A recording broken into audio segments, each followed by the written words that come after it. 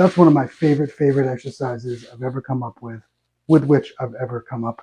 And it is, I call it the Soaring Dragon, and I guarantee it'll it'll like warm up your fretting hand very quickly. I know this is a video, so you can pause this whenever, and there will be tabs on the screen. I should also mention in the description is a link to a full lesson that has all of the tabs, and a little bit more of the description of what's happening here. But there's 3 phases to this Soaring Dragon exercise. First one is, you can't start out soaring. You're just the baby dragon. I should mention this whole exercise also is just first finger, third finger, second finger, fourth finger, and it's a hammer-on. 1, 3 hammer-on, and then 2, 4 hammer-on a different string. I'm going to start on the 5th fret. You can play this anywhere on the neck, but all the tabs and everything will be on the 5th fret if you want to follow along. 1, hammer-on 3, 2, hammer-on 4 on the next string. That's it, and we're just going to keep moving up all the strings. I'm going to get to the high E. We're going to play 1, 3 on the highest string, 2, 4 on the string below, and just keep moving down the strings. So phase 1.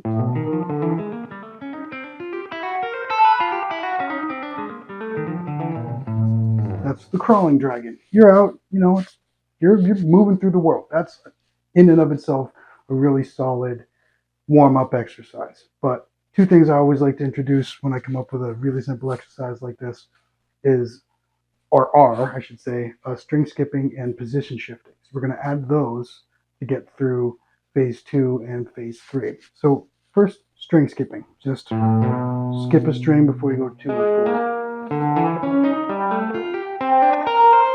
And then continue the pattern.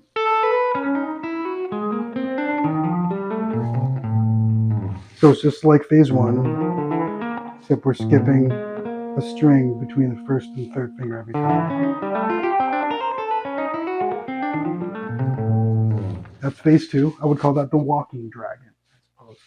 And then phase 3, we're going to introduce, after we've already gotten used to phase 2, we're going to introduce a little bit of position shifting. All we're going to do is play on 1 string normally, and then we're going to move back 1 fret, and then we'll move back up to the 5th fret. So what I'm doing there is playing the normal first pattern, and then I move back 1 fret, and then each time I switch strings, I move forward or back 1 fret, oscillating. So back, forward, back, forward, back, forward, back, and then back at the origin. That's the Soaring Dragon.